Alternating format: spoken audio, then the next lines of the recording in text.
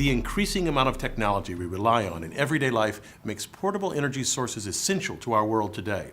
We can power our cell phones and laptops with lithium-ion batteries, run flashlights from alkaline ones, and many of our watches depend on batteries constructed with silver oxide.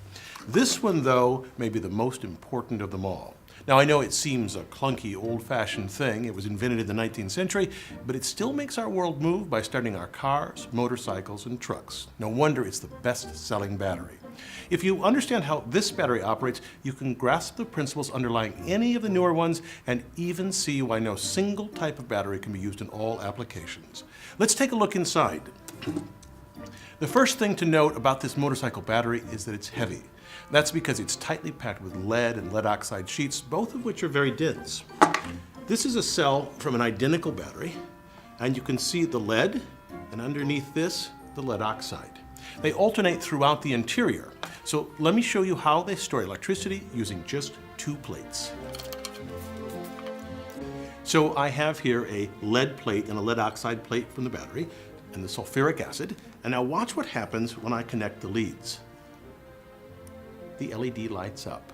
A current flows from the lead oxide cathode to the lead anode. The lead gives up electrons, which the lead oxide accepts. This exchange turns both plates into solid lead sulfate. Now, let me measure the voltage difference between the 2 leads. And you can see that it's about 2 volts, which means that to make this 12-volt battery, 6 cells are linked in series to make up the 12 volts. So that's the basic electrochemical reaction. Now let's look at how you engineer a battery.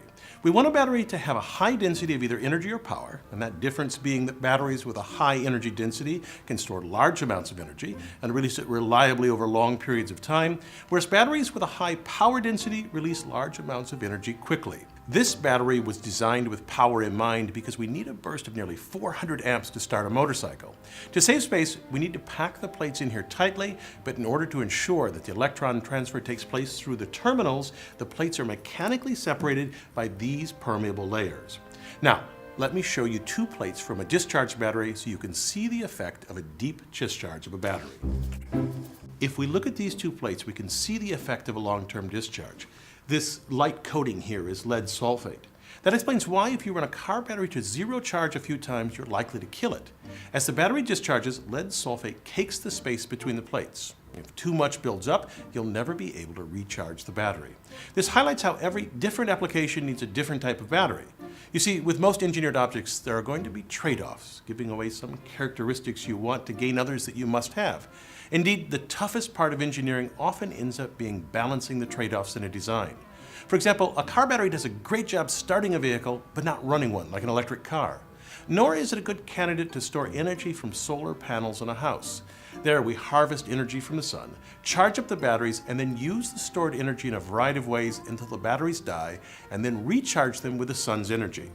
For this use, you would use what is called a deep cycle battery. As the name implies, this battery's capacity can be largely used and then recharged easily.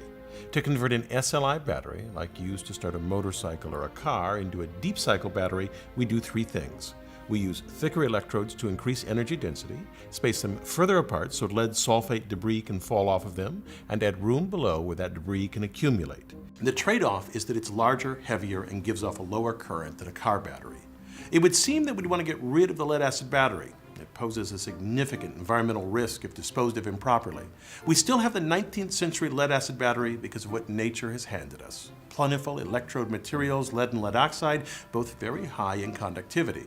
Once we arrange these materials correctly, we have a cheap battery with a high power density. No other materials found in nature meet these criteria so well, which means that with current technology, it is extremely difficult to overcome this barrier. That's why 19th century technology is still the go-to for starting our cars. I'm Bill Hammack, the Engineer Guy. This video is based on a chapter in the book, 8 Amazing Engineering Stories. The chapter features more information about this subject. Learn more about the book at the address below.